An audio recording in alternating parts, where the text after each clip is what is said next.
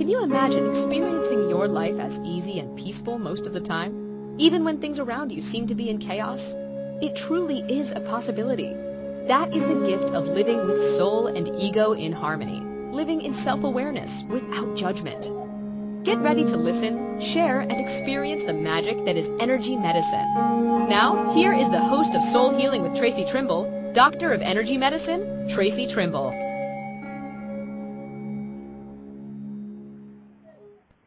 Welcome, everyone. My name is Traci, and I am a Doctor of Energy Medicine. As a bioenergetic therapist, a spiritual guide, and an energy worker, I specialize in treating both the cause and the effects of depression, anxiety, acute stress, and chronic pain from the perspective of the human bioenergetic field.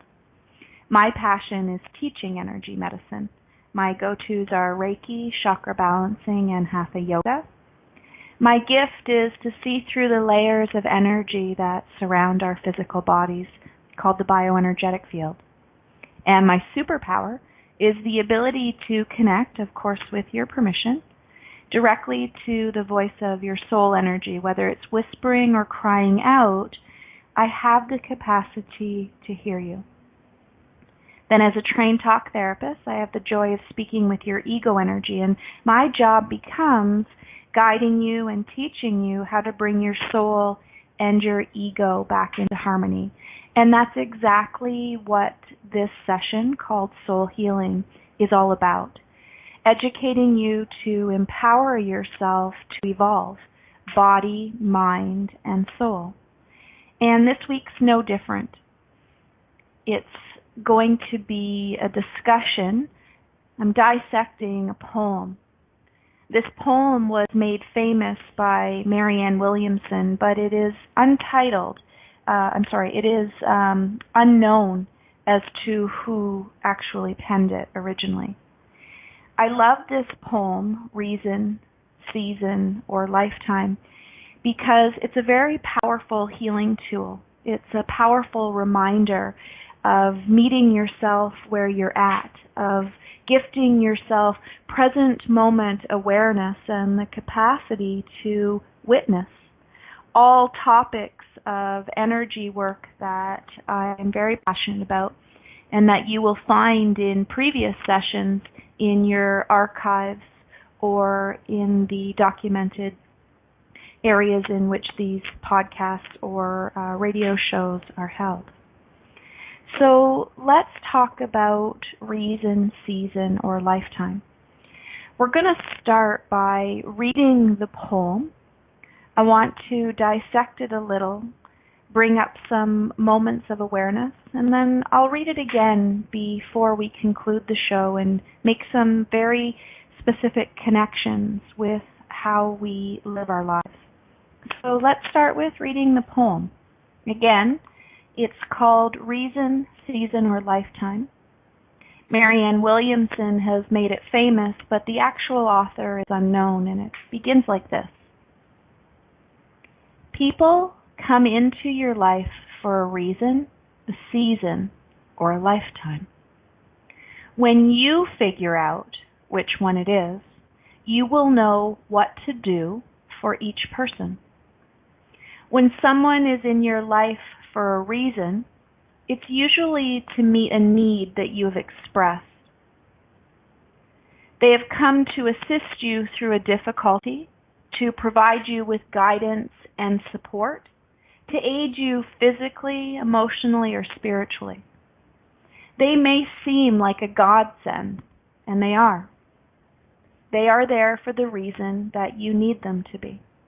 Then, without any wrongdoing on your part or at an inconvenient time, this person will say or do something to bring the relationship to an end.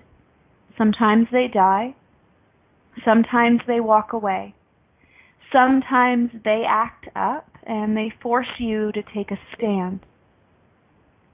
What we must realize is that our need has been met, our desire fulfilled, and their work is done. The prayer you sent up has been answered, and now it is time to move on. Some people come into your life for a season because your turn has come to share, to grow, or to learn. They bring you an experience of peace or make you laugh. They teach you something you have never done. They usually give you an unbelievable amount of joy. Believe it. It's real, but only for a season. Lifetime relationships teach you lifetime lessons. Things that you must build upon in order to have a solid emotional foundation. Your job is to accept the lesson, love the person, and put what you've learned to use in all of the other relationships and areas of your life.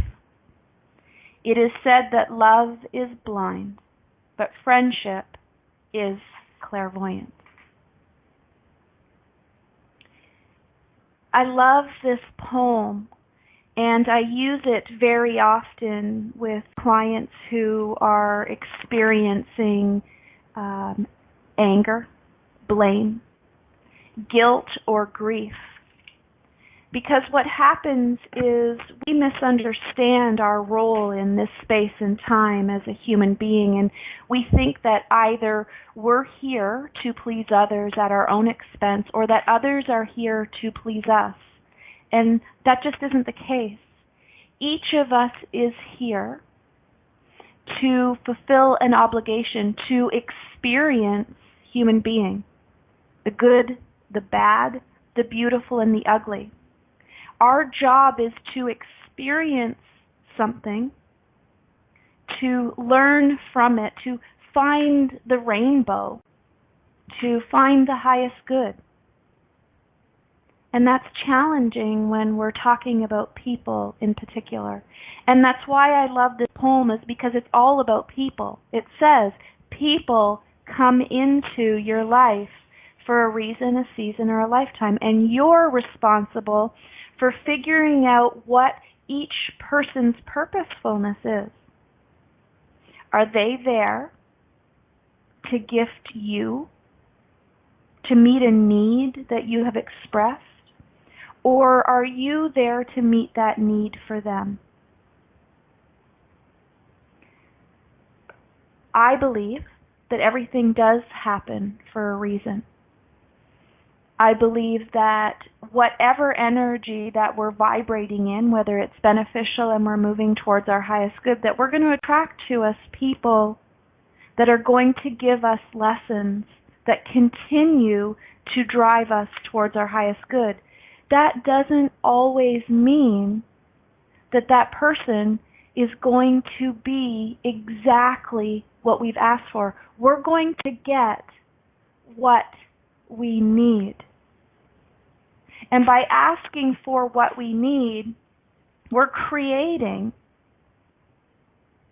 from one of two places.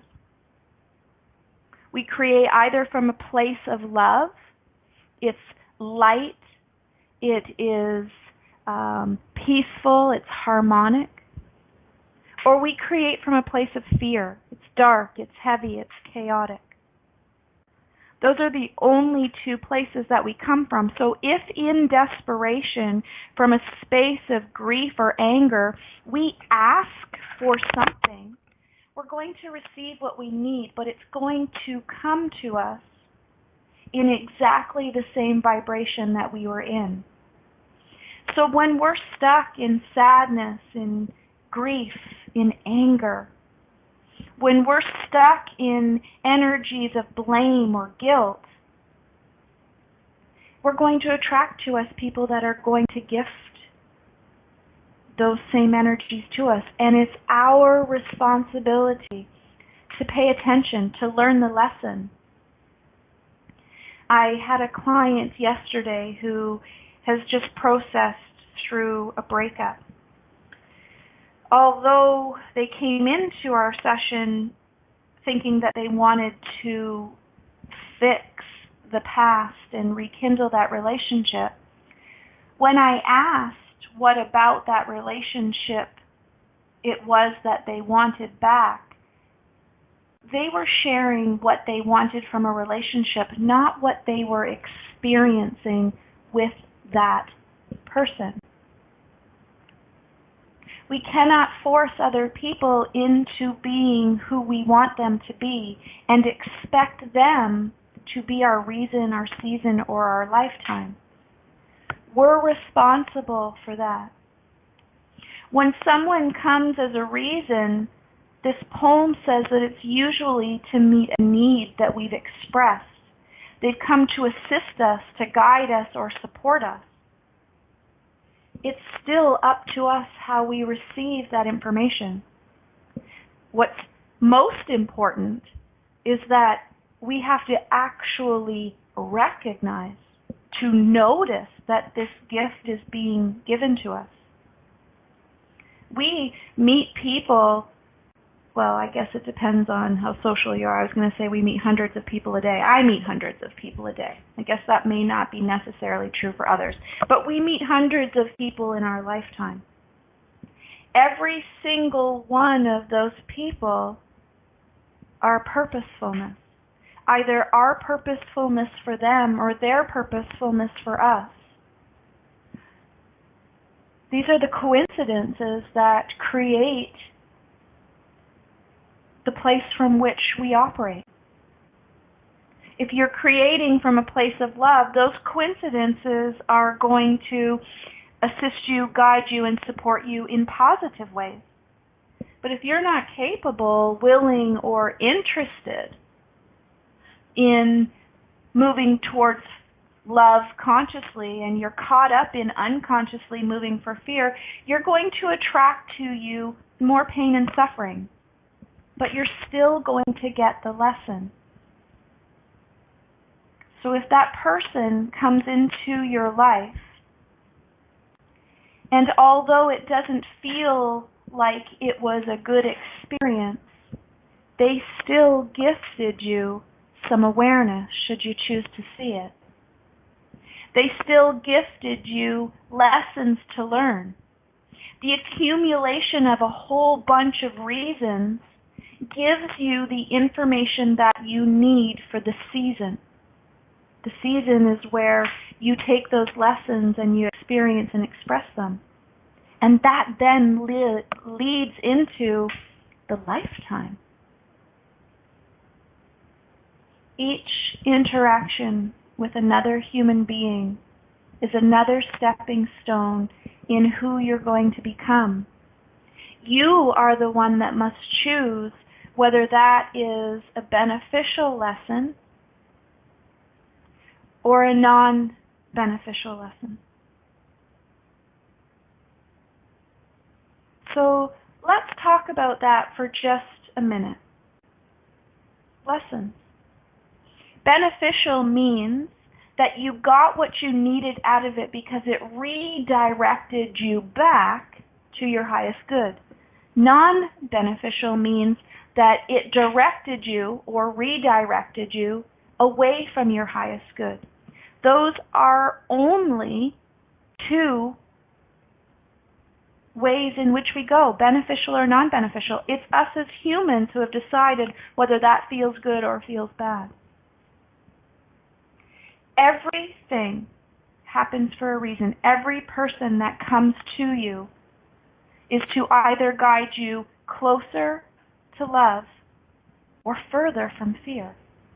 Your interpretation of that situation is whether it's love or whether it's fear. People come into your life for a reason, a season, or a lifetime. And it's up to you to figure out which one that is. We're going to go into our first break of the show.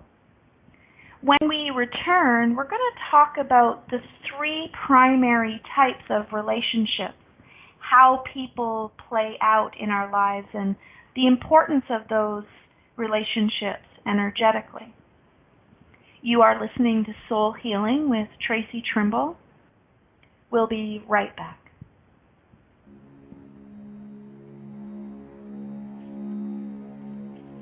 Now back to the program. Welcome back, everyone.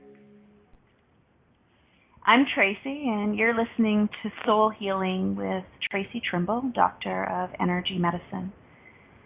Today, our show topic is reason, season, lifetime.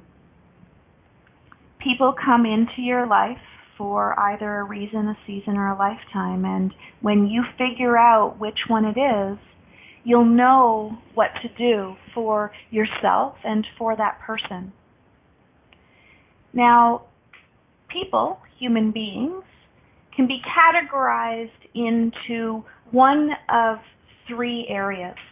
And I know when you hear what these three areas are, that there's potential for someone to say, well, that's a little simplistic. And yes it is, and thank goodness for that. Because human beings are extremely complicated. I want to share with you what these three categorizations are for and why they're important to you. Each of these three categorizations have what's called a frequency or a vibration. And each has a strength in that vibration. The very first relationship that we ever experience is called family. And I don't mean that in the traditional defined sense of what a family is. I mean it energetically. Every single one of us has a parent. Most specifically, a woman who carried us through conception to birth within her own physical body. But also a man who, by coming into, in most cases, intimate contact, or at least in all cases where sperm and egg come together to create a human being. That's the definition energetically of family. The parent energy or the child energy. Now, although every single one of us has parent energy experience, not everyone has child energy experience. But those who are so blessed to have been gifted with creating another human being's life, this is the relationship defined as family. The second type of relationship is called intimate other. It's a human being in which you intertwine your physical, emotional, mental, and spiritual self, and in most cases, there is also a strong sexual dynamic, an actual linking connection between the two of you, which is physical, but it's also deeply spiritual, whether you're aware of that or not. And finally is the energy of our social infrastructure, which basically is everyone else. Now, believe me, I completely understand that family by blood is not always family. That's social. Energetically, we either were created by it or created it. We have sexually interconnected with it, or we have interaction that has cause and effect. So family is parent-child. We've been created by it or created it. Intimate other is a sexual, intimate, energetic connection. And everyone else is how we interact socially. Now, why is this important for a poem called Reason, Season, Lifetime? It's because we attract to us people in one of those three ways. Now, the everyone else category, although it's very broad, it causes the most complication energetically. Because we have friends, we have family, we have coworkers, all people who we spend a large amount of time with. We have acquaintances, and we have strangers. All of those human beings are as equally attracted to us or not, and we are as equally attracted to them or not. There is no particular formula for those people except a reason, a season, or a lifetime. That gigantically broad category of everyone else, of family and of intimate other, every single one of those people were brought to you through the energetic connection of creation for a reason, a season, or a lifetime. So if that experience with any singular person in your life isn't good, that's on you. Now I know that's harsh to hear, but I want you to hear it again. If you are in a relationship, whether it's parent-child, intimate other, or anyone else, and it is not serving your highest good, you do not find peacefulness or harmony in it most of the time, then that's on you. Because you have not recognized or figured out what the purpose is, a reason, a season, or a lifetime. It is in our control to create how our life rolls out. And sometimes we become hoarders, not just of things, but also of people. And that's very often where grief, sadness, anger plays into it. Because we're holding on to relationships for what we want them to be and not for what they really are. A relationship that was a reason, once that reason has been expressed, it's time to move on. But as human beings, we grasp at not letting go, not letting that person move on or not letting ourselves move on. And that's not how the universe works. So what happens is energetically, the universe intervenes, causing a little bit of annoyance, then pain, then suffering, and then complete disconnection. It's time for you to get very conscious and be very aware of the people in your life. Your obligations are rules, bullshit rules. They are beliefs and habits that are formed based on society's needs and not necessarily your need to take care of yourself. Your need to learn, share, heal, grow, prosper. And as hard as this is to hear and as sad as it may be, if you aren't doing the work to perceive or to create these relationships to be the most empowering, not only for you but for others, then it's possibly you're holding on to something that you're not meant to hold on to anymore.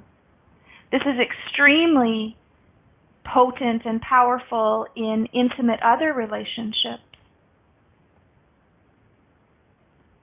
We take a vow without any capacity to understand even who we are in that moment, let alone who that person is. And when they don't become who we want them to be or need them to be to fulfill us,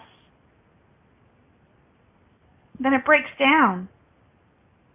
And we either end the relationship because we weren't willing to do the work, or we stay in a relationship that says, this isn't working. This isn't emotional. This isn't mental. This is physical and spiritual. This is extremely potent with family. Just because you gave birth to it or it gave birth to you doesn't mean you have a right to control.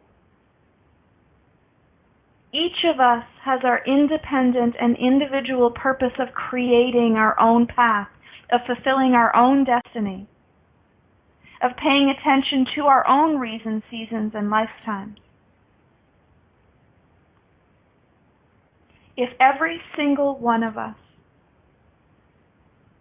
became the expert at our own self, at knowing exactly who we wanted to be and picking those who could support us, who could guide us and teach us, those who we could support and guide and teach. And then we minded our own business. We let everyone do their own work, but we did it with kindness and compassion. This would be a powerful experience for us. We would very, very clearly see the reasons, the seasons, and a lifetime. People come into your life for a reason, a season, or a lifetime. When you figure out which one it is, you're going to know what to do. When it's for a reason, it's expressing a need. That doesn't mean it's a moment. Could be, or feel like a lifetime. But it could also be just a moment. Once that need is fulfilled and you have what you want and they have what they want, it's over. It's time to move on. A season is when you're accumulating enough information to learn a lesson. And a lifetime is learning those lessons. Knowing who it is that you want to be and building opportunities to experience that. I want to tell you what's going to seem like a really crazy story, and especially anyone who knows me well, but it has relevance. For most of my life in the past, patients eluded me. The frustration and the anger was very quick to catch on fire when anything did not go my way, and my way was exactly how I decided it would be, without reason very often. But over the last 15 years, patience has been a primary piece of who I want to be. And it's gotten much better, but really no evidence of I am patient. So every day I ask to be patient. And something really cool happened to me on Monday night. My husband is an avid fisherman, and he likes to fish off the dock of our home in semi-northern, so I guess not too northern Ontario, but Ontario. And I want to be with him. So one of the things that I love to do to be with my avid fisherman is casting. I don't love fishing. I don't want to catch anything. So I cast with a top lure, which is very unlikely on the lake in which we live that I'm going to catch anything. But every now and then we get into competitions to see who will catch the most fish. Well, I'm not interested in catching fish, so the competition is just for my ego. And I have a lane. It's a space in which I always cast my line, and that's my lane. Well, in our little competition, my husband decided it would be funny to cast into my lane. And in that moment, I had no patience. I got a little frustrated with him, and although it was a for fun competition in which I had no intention of catching a fish, I reeled my line in really, really quick, and I casted it really quick to get back into my lane so he couldn't catch a fish in my lane. Well, the universe in that moment gifted me something incredibly precious. My line tangled into the nastiest mess I have ever experienced. Why is that such a gift? Because in the past, I would have gotten so angry I probably would have slammed my fishing rod down. It totally would have been my husband's fault because he was in my lane. And I would have had zero patience whatsoever in even attempting to unravel the line. And I wouldn't even have given him a chance to try because he's a jerk. I would have just cut the line off, cut the lure off, and then expected him to reline it for me then, right then. But the coolest thing happened, and I didn't even notice it had happened later until I was gifted with something very dramatic. I just untangled that line, and I'm pretty sure that it took me 5 or 6 minutes. I didn't take a deep breath and push the anger away. It just melted away. I didn't talk to myself like, it's okay, Trace, you've got this, breathe, everything's fine, just be patient. I didn't even do that. I just simply unraveled this nest. And at the end of it, there was this incredible flood of joy. And I know, I said it at the beginning, this sounds so weird, and like it's not a big deal, but it was. This incredible, overwhelming joy filled my eyes with tears.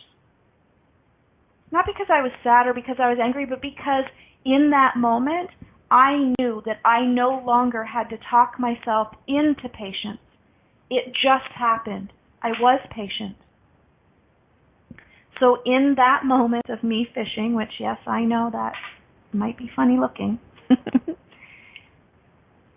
my husband gifted me a reason. Because I wanted to be with him, I was fishing. And in that moment, I was gifted what I would have considered in the past a difficult situation to just be my truth, which was patience. But it's also part of lifetime. For 15 years, I have been accumulating enough evidence to prove that that could be true, that I could be patient with ease, with unconscious competence. And it just happened. My lifetime lesson accumulated into a solid emotional foundation of I am patient. And the coolest part, I noticed. I was paying attention because reason, season, lifetime is important to me. That awareness is important. Now I am way overdue for a break, so I thank you so much for your patience.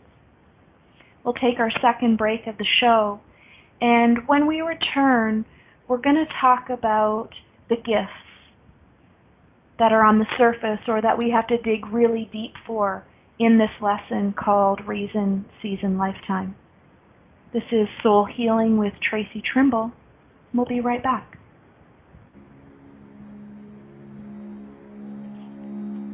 Now back to the program. Welcome back, everyone. I'm Traci, and you're listening to Soul Healing with Traci Trimble, Doctor of Energy Medicine. Our topic today is Reason, Season, Lifetime. I wanted to educate based on a poem made famous by MaryAnn Williamson called Reason, Season, Lifetime. And the reason that I find it so important is because by hearing these words, it gives us permission to step back, to realize that not only are we responsible for paying attention to the coincidences, those reasons, seasons, lifetimes, but we're also responsible for categorizing them based on our needs. There's purposefulness in everything that happens, the good, the bad, the beautiful, and the ugly. Every single person in every single moment, scene, situation, or scenario is gifting us something. Sometimes it's right on the surface. We feel really good and it's obvious. But other times it's deep down and we may have to search for it because we're trapped in grief, sadness, anger. But it's all there. The gifts are there. So let me read to you the poem one more time before we go into talking about uncovering the gifts. Its title is Reason, Season, Lifetime. It was made famous by MaryAnn Williamson, but the actual author is unknown. And it goes like this. People come into your life for a reason, a season, or a lifetime. When you figure out which one it is, you will know what to do for each person. When someone is in your life for a reason, it is usually to meet a need that you have expressed. They have come to assist you through difficulty. to provide you with guidance and support, to aid you physically, emotionally, or spiritually. They may seem like a godsend, and they are. They are there for the reason you needed them to be, and then without any wrongdoing on your part, or at an inconvenient time, this person will say or do something to bring the relationship to an end. Sometimes they die, sometimes they walk away, and sometimes they act up and force you to take a stand. What we must realize is that our need has been met, our desire fulfilled, and their work is done. The prayer you sent up has been answered, and now it is time to move on. Some people come into your life for a season because your turn has come to share, to grow, or to learn. They may bring you an experience of peace or make you laugh. They may teach you something you have never done. They usually give you an unbelievable amount of joy. Believe it. It's real. But it's only for a season. Lifetime relationships teach you lifetime lessons. The things you must build upon in order to have a solid emotional foundation. Your job is to accept the lesson, love the person, and put what you've learned to use in all other relationships and areas of your life. It is said that love is blind, but friendship is clairvoyant. What I would like for you to grasp from this is the last line. And I'll share that with you in just a moment. People are going to come and go. They're always there in your heart because the lesson will always be there. And should you choose to move closer to love and farther from fear, you will find the beneficial gift. You will. But here, this last line sums up the entire point of why this poem is a show today. Your job is to accept the lesson, to love the person, and to put what you've learned to use in all other relationships and areas of your life. This is why we're here on this planet, to experience human being. And we could never experience human being without the interaction of one another, of other human beings.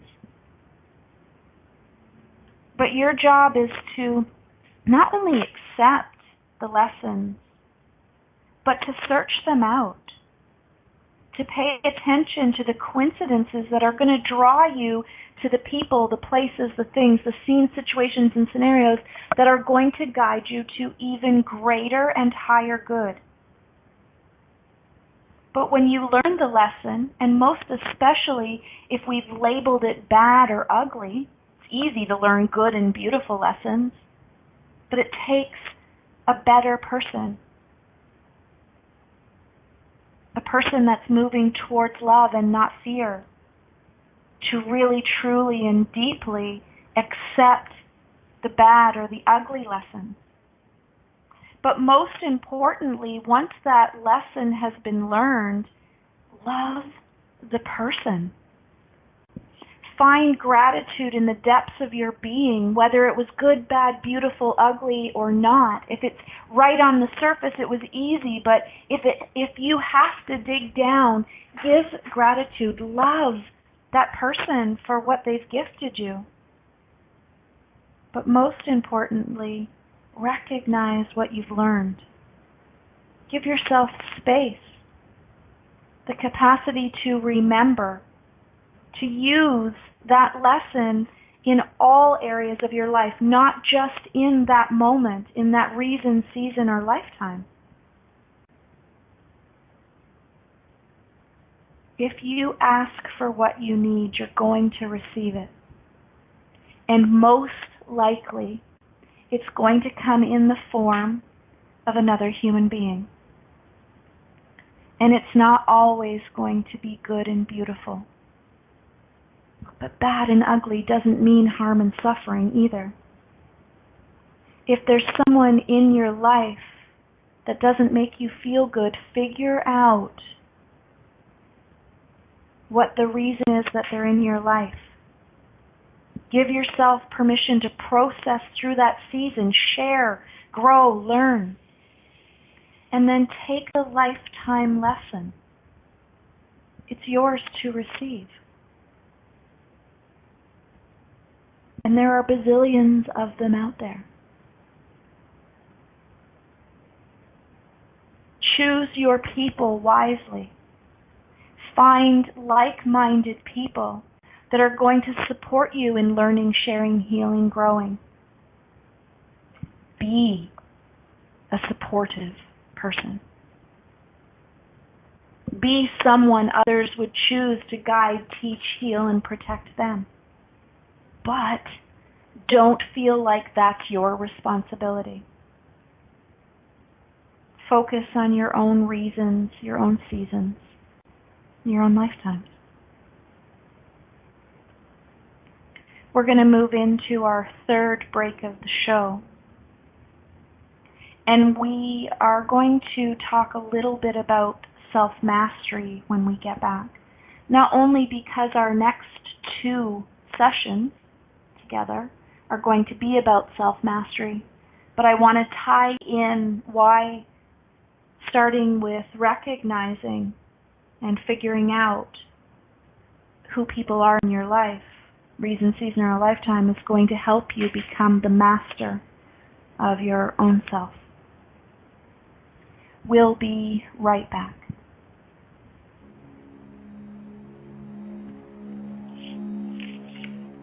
Now back to the program. Welcome back, everyone. I am incredibly grateful that you take this time today or on occasion or even each week to learn lessons of the soul, to give me the gift of teaching. For that, I am very grateful. If you're brand new and today is your first experience, welcome and thank you. If you have been popping in and out, I greatly appreciate that. But if you've been following from the beginning, I'm so grateful to have you. What you're going to find when you go through the library of my sessions is that they're really all of the same topic. They're ways in which you can see, ways in which you heal your own soul. And the purposefulness of that is always and entirely self-mastery. Self-mastery is all about being the expert of your own self, of knowing with deep clarity exactly who it is that you want to be, and to be living your life to the fullest in each of those areas. That doesn't mean life will always be sunshine and roses. There's going to be good, bad, beautiful, and ugly. But what it does mean is that in every moment, you are the creator. You are the co-creator of your own destiny. When we master our own self, we know our truth, and we're being in it as best as we can. Most of the time, we're living in harmony because we don't invite the chaos, but most importantly, we don't create it anymore either. Self-mastery is being aware of who you want to be for yourself and for others.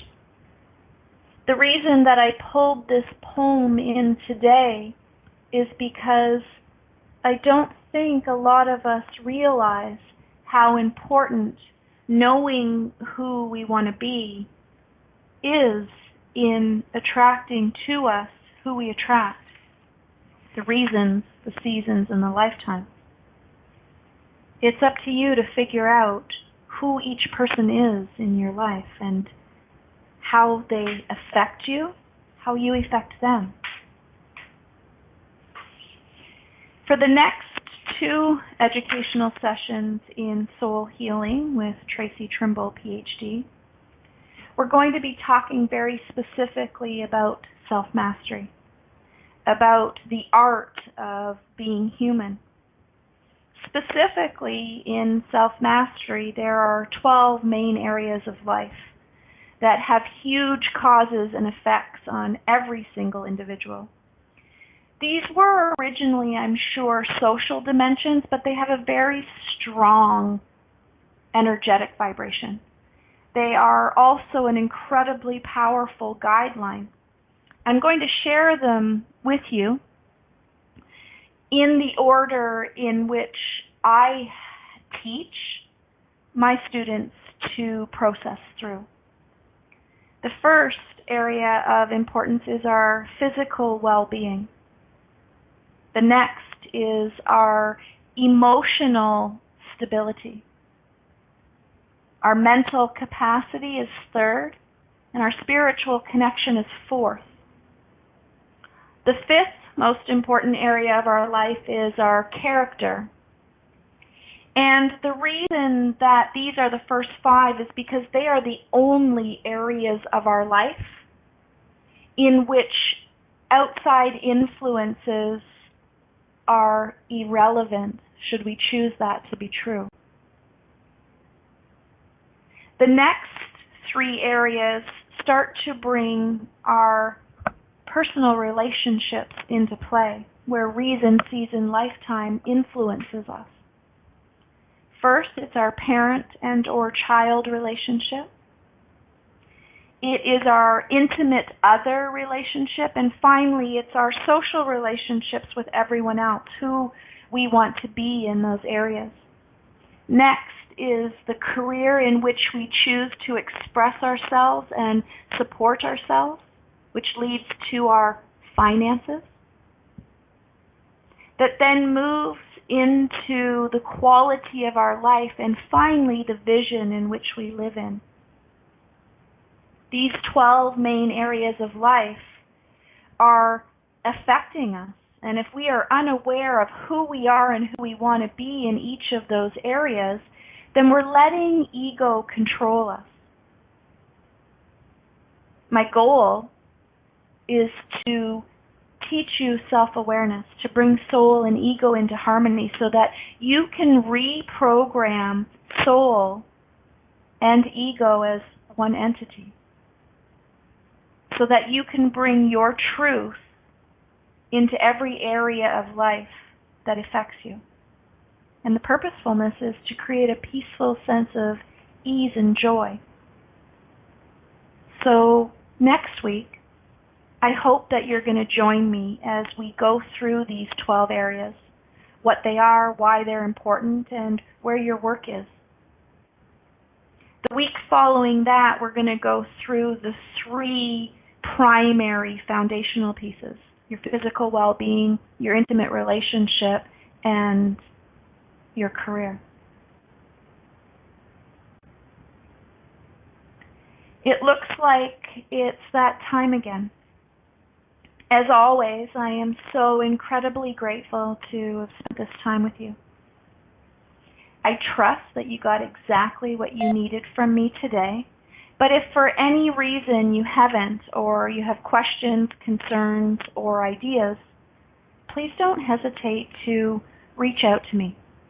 My email is Traci, Traci, @tracitrimble.ca. If you're curious about what I do or how I can personally guide and mentor you, please check out my website at tracitrimble.ca. I'm looking forward to next week as we discuss self-mastery. Thank you for choosing to listen to Soul Healing with Traci Trimble, PhD. We hope you'll join us. Until then, give yourself permission to learn, share, heal, and grow through self-awareness without judgment.